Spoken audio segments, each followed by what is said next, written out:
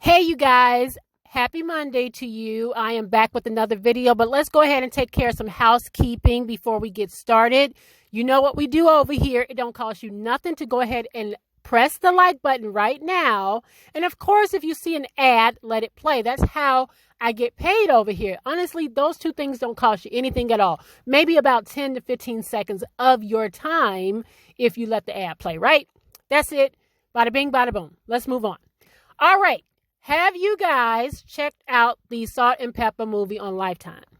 So I had a subby ask me to review it, and I was actually going to, but I wanted to watch it thoroughly, and I watched it again last night. So I watched it on Saturday night when it premiered, and then I watched it again last night. And let me say this. It wasn't as bad as I thought it was going to be, but it wasn't great either. Okay? It wasn't Aaliyah bad. Remember, Lifetime attempted to tell Aaliyah's story. It wasn't that bad. And I'll give it a couple of notches above that simply because Salt-N-Pepa were involved in the production of it, right? You listen to the music, you could hear the music, whereas the Aaliyah thing, they couldn't even play her music. So that was just a bust, right? That was a bust. But it was just a couple of notches above it. That's all I can give it, to be honest with you. And of course, the elephant in the room was pretty much the absence that you felt of Spinderella. Now, Spinderella's character, she was in the movie, but she was nothing more than an extra, if you will. She barely said 2 words in the movie. Now, Salt-N-Pepa have been doing their rounds, on media, promoting the movie, right? And the people have asked them about Spinderella. Spinderella came out also maybe a couple days before the movie premiered and basically apologized to her fans and said, that she was disappointed that they decided to go forward with the movie without her input and that she wished she could have given some guidance to the woman who plays Spinderella. But be honest with you, Spinderella, it wouldn't have been necessary because the woman she basically said, 2 words, don't forget spin, something like that. And that was kind of it. We didn't get much from her, but I understand why now. Now, let me get into this. So, Spinderella is suing them. Spinderella is suing Salt-N-Pepa for unpaid royalties. She said that she hadn't gotten paid for a lot of shows, a lot of gigs that they do or that they've done over the past. She didn't get paid for it. She is suing for unpaid royalties from their 1999 Best Of album. So there's a lot of money that she feels she is missing from the lady. So it sounds to me that they were splitting the money 2 ways and didn't want to split it 3. That's what I am gathering from all of this. But even in that lawsuit, she was asking for a restraining order, which she was actually denied. She was also asking that they not use her name for promotion, that they not use her likeness or her image for promotion. Now, after reading all of that and also seeing Salt go around and basically said, well, we were a brand before Spinderella came around. As you can see, there's a lot of beef. There's a lot of beef between the ladies. So that is why you saw very little of Spinderella in the movie, right? On one hand, I completely feel like the movie lacked a lot because she was so minimal in the movie. But to play devil's advocate, she is suing them and she has asked them not to use her name for promotion and all of this other stuff. So I can kind of see that their hands were tied on that. Like they didn't want to completely eliminate her from the story because she is a huge, listen, I look at Spinderella the way I look at a Jam Master Jay. I don't think of Run DMC without Jam Master Jay. That's just the bottom line. I don't think of them not together, right? So I look at that like a Spinderella and Salt-N-Pepa. The 3 of them. I just look at the 3 women, right? And so the movie certainly lacked because she was not a big part of it, and we didn't get any backstory on her. But at the same time, they couldn't. So Lifetime probably didn't want them problems. They didn't want to get a lawsuit from Miss Dee Dee. So they probably like, listen, we have to minimize her as much as possible. Yes, she was your DJ, but we are just going to focus on the bond that these two women had. So they tried to kind of parlay it like that. We're more focusing on the bond between these two as opposed to her over there. And you can just kind of tell, even in the movie, it just seemed a little shady towards her. Like she was just kind of like this annoying third wheel. I felt like it was a little shady. That's just my observation on it, honestly. But overall, I felt like that did certainly contribute to how lackluster the movie was. But it wasn't as terrible as I thought it was going to be. Straight up. I thought it would actually be much, much, much worse. Right? So let's go ahead and just get into the plot a little bit. I'm not going to try to keep you guys very long. So we are introduced to Salt-N-Pepa, or Cheryl and Sandy, right? They are at the Queensboro Community College. And one of the parts that stuck out to me is when dude was like, hey, light skin. And I'm just like, hey, light skin. Both of these women literally are the same complexion, I think. So I couldn't, you said light skin. I'm like, okay, they look the same to me. Now, the woman that played Peppa looks familiar to me. I cannot put my finger on it. I feel like I've seen her in something before. Correct me if I'm wrong. If you watched the Bobby DeBarge story on TV One, it looked like she played Bobby DeBarge's wife, but I could be wrong. Okay, but she just looked super familiar to me. I'm not familiar with the woman who played Salt. Maybe she is new to acting. I don't know. Nonetheless, so the girls are at the community college, down in the community college, and Salt hooks Peppa up with a job, something like that, right? So they are down there working at the Sears call center, and it's interesting to see it because you have Salt-N-Pepa, right? You have Herbie, you got Kid and Play, you even got Martin Lawrence, which was just, listen, let's just say something about the casting. Ladies, Salt-N-Pepa, apparently y'all were a part of casting these people, but it was just a lot of really bad casting to me in this movie. It was just like, first of all, if you was going to get Herbie, if you was going to get a Kevin Hart lookalike to play Herbie, you should have just called Kevin Hart at this point. Because I promise you, Herbie looked like Kevin Hart. I don't know. It just looked like the dude that played Kevin Hart. The dude that played Herbie looked like Kevin Hart. Now, Martin, right?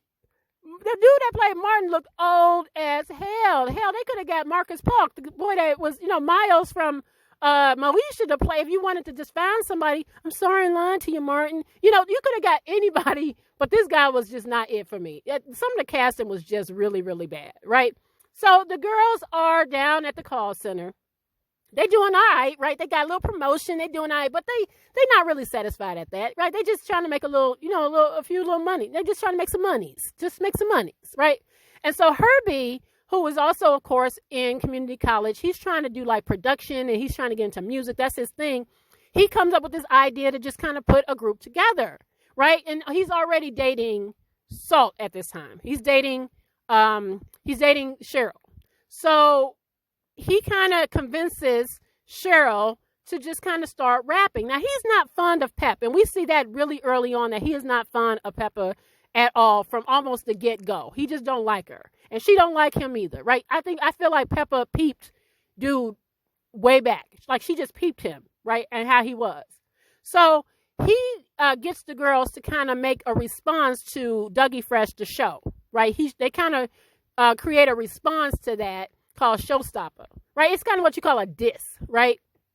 Because back in the day, there would be a lot of response records way back when. There would be a lot of that. The whole response is back to like the rappers back in the day, the hip hop, right? So that kind of like gives them a little bit of buzz in the streets. Like they kind of getting a little bit of buzz, right? And so he has them perform. This is one of my favorite parts here is when they went there and they were about to perform and then they couldn't get in because dude was like, well, y'all already on stage. And it was the fake Salt-N-Pepa, which actually was played by both Salt-N-Pepa's real daughters. You had Egypt and Corinne. That's their girls, right? And I love the fact that they had their daughters play them. It's like, yeah, put your kids on. Put them on. That's how you do it. Put your kids on. That's what you do, right? You got the power to do it. So we see that. we also see Peppa kind of like peeping out a young LL Cool J. She want a little bit of that LL, right? But she's also, I don't know if you guys knew this, that she was also at one point engaged to Prince Marky D. So Peppa actually has a very interesting love life. She has a very interesting background in general. She's actually written a book already, but she has a very, very interesting like life in general, right? So they start making a little bit, they rippling. There's a little bit of ripples here at this point. The first DJ quits on them. She don't want to do it no more because Spinderella was not their first DJ.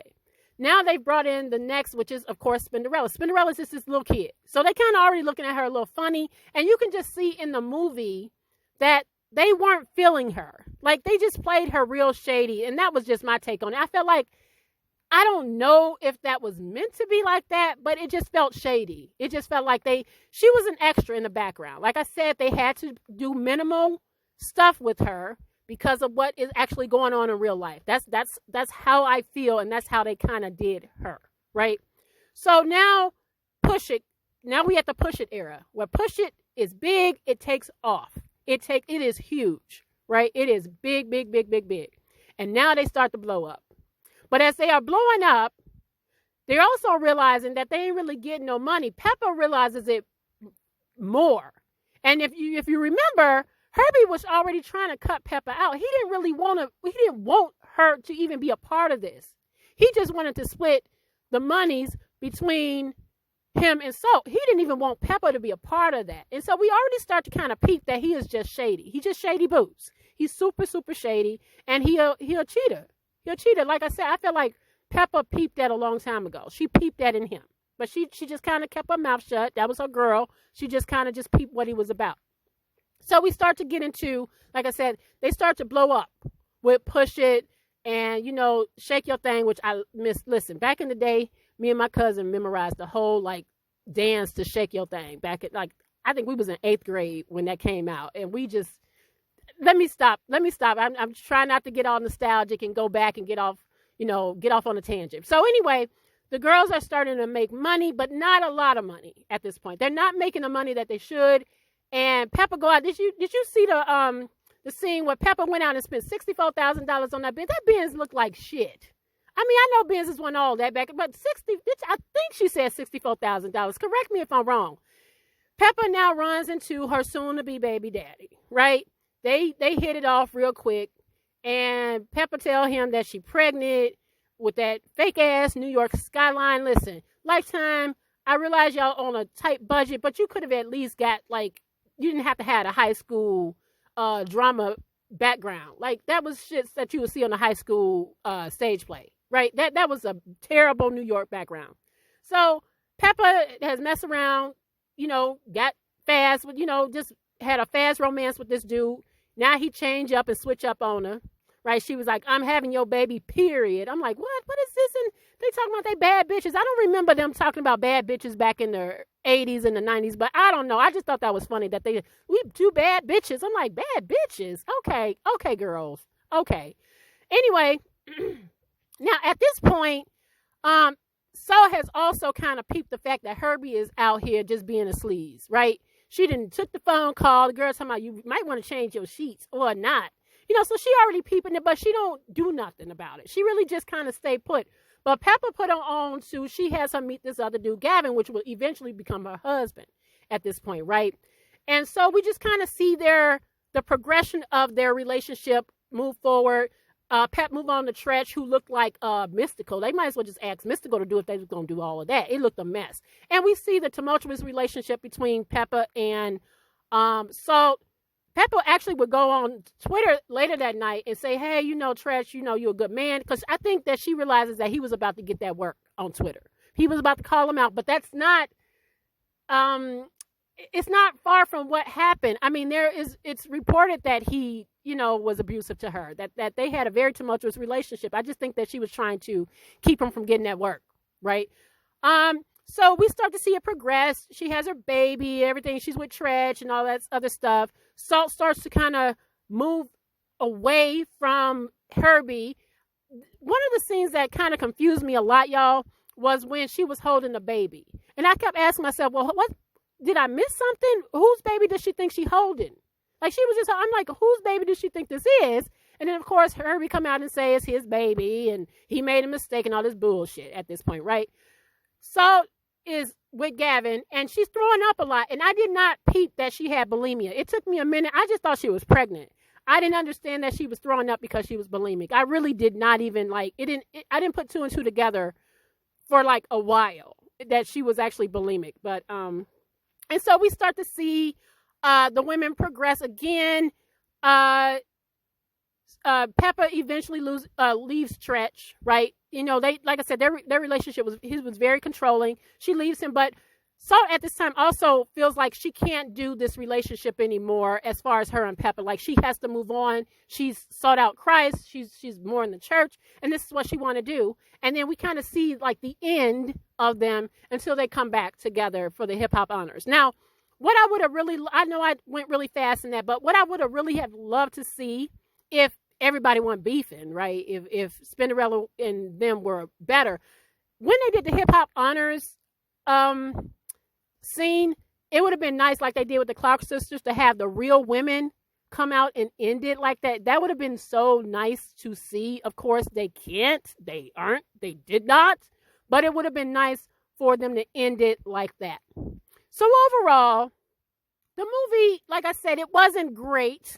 It fell flat, but it did all right for a Lifetime movie. That's all I can say. It was very Lifetime-ish, and they did what I guess needed to be done to tell their stories while minimizing Spinderella because they had to, right? I just really wish that the women were in a better place so that because I'm sure Spinderella has a story to tell too.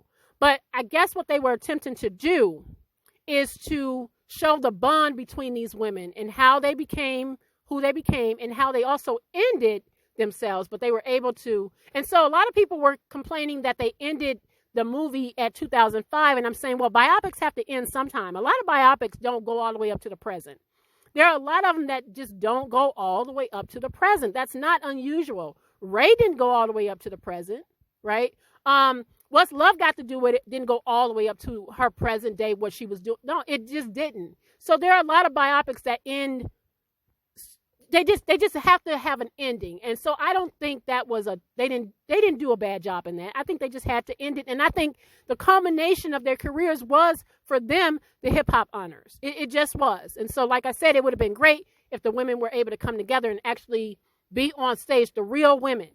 So I do wish these women well. It sounds like it's still a lot of bad blood between them. It's a shame considering that their careers spanned so long. And listen, they were more together. So even though Salt says, well, we were a brand before Spinderella, but y'all were together longer than when y'all were apart. You and Peppa only came together 2 years prior to meeting Spinderella, right? So I just think that that's kind of shady to kind of imply that you were already this before she came around when she was a huge part of what made y'all, right? I don't like that. I just think that that ain't it. That ain't it. And so, although I came in with low expectation, I mean, the wigs did it for me. It's like Tyler Perry presents Salt-N-Pepa because the wigs were so bad. Kid and Play, everybody's wig. Herbie at the end of the movie, that wig was so bad. Like, come on now. Don't y'all got a little bit more money to do better than that? The wigs were terrible. The acting was subpar, but overall, I mean, do you feel like they got their story across? Do you feel like they did their story justice, and you feel like was it enough? I know that Salt was talking about she didn't want to put certain parts in the movie, and at first I didn't understand that. And I'm like, if you're not going to tell it all, don't tell it. But I think it worked. I think it honestly worked. And that's just me. I saw that Mahalia Jackson biopic is coming, so I'm looking forward to that. I'm really, really looking forward to see what they do with that. And that's kind of it. Like I said, I'm just kind of speeding through this. I was just kind of trying to hit some points that I remember. The wigs, who they casted for Arsenio and Martin and Tretch. All right, had that CB4 looking dude. It was just a lot. It was a lot. But overall, what do you guys think about the entire movie? Do you think it was good? Did you expect it to be worse? You actually thought it was better than you expected? What do you guys think about all of this? I would love to hear from you guys. You know, your opinions are always welcome. And of course, let me know what you think about it. Go get down in those comments at the end of the video, of course. And like, share, subscribe, and you know what to do. Hit the notification bell, and I will, of course, see you guys on the next video. Bye.